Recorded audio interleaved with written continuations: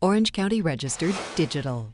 Hello again, everybody. Welcome to OCVarsity.com for our OCVarsity Gridiron show. We are at Buena Park High School, where the Coyotes are getting ready to play a big Freeway League game against La Habra. We'll talk about that more on our OCVarsity Gridiron Extra show. I'm Steve Fry here with Dan Albano and Carlos Arias. Guys, it's the final week of the regular season.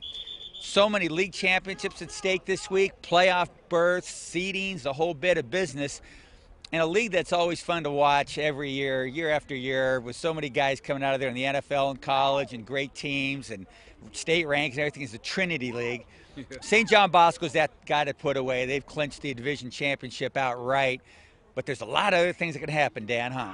Oh man, you know I'm going to be covering the Mater Dei Orange Lutheran game, which has got huge implications. It's going to be my 5th consecutive week covering the Trinity League, and I've enjoyed every single week, and I think it's going to be, the last week is going to be awesome. And I'll just give you guys right now, here's how I think it's going to come down. Okay. My scenario, I think St. John Bosco, like you said, has a ton to play for. They're playing for the #1 seed in the Pac-5, so they are not going to overlook Servite, as tempting as that is, because Servite lost last week, you know, in a stunner to Jay Serra. Then I think Orange Lutheran, with that high-powered offense facing Mater Dei, which has had a hard time scoring points, Orange Lutheran's going to beat Mater Dei.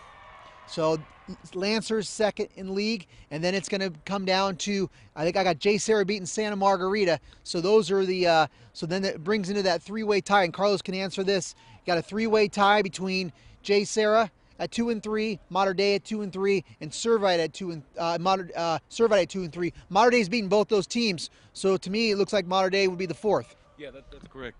That's correct right there, man. That scenario, that's how it works out.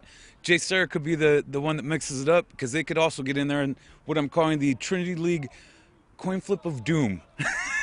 Yeah. So if Jay Serra wins that one, we got a whole different ballgame, but we'll see what happens. Yeah, Jay Serra winning, and maybe that gets them into the at-large consideration in that league. Maybe they'll take 4 or 5 teams from the Trinity League.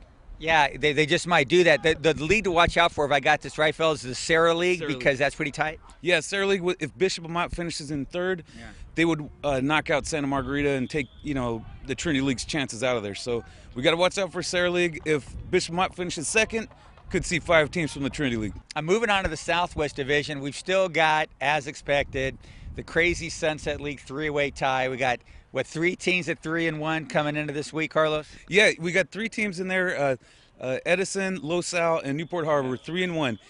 Now, real simple, you win, you're in. It's not going to be simple.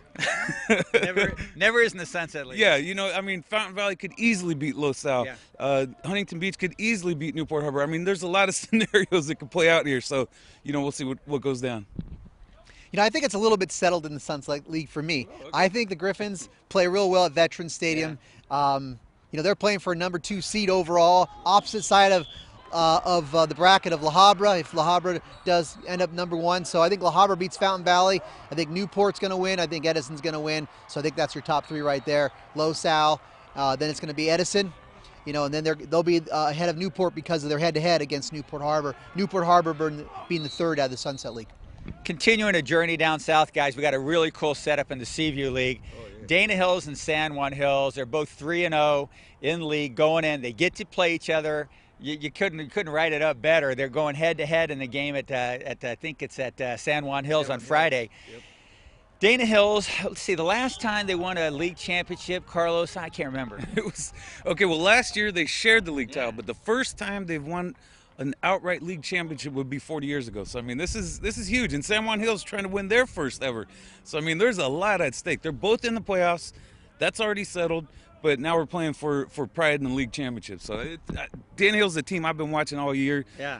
Way better than their record indicated early on, because they played such a tough schedule. And I really like Dana Hills in this game. So you like Dana Hills? And, I do too. What do you think? Although I've seen San Juan Hills play, they're pretty good. They are good. Yeah, I think it's a great matchup. I'm going to pick the Stallions. Right. I like this matchup. The 2 quarterbacks, Jacob Gibson, Mac Vale. Gibson for San Juan, Mac Vale, Dana Hills, 2 really underrated quarterbacks.